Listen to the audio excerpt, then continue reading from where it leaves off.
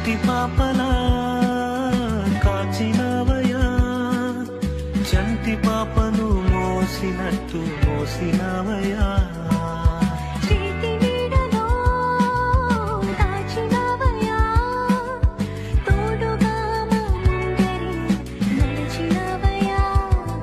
పోషించినవయా, బలపరచినవయా, భయము వలదని ధైర్యమునిచ్చినవయా.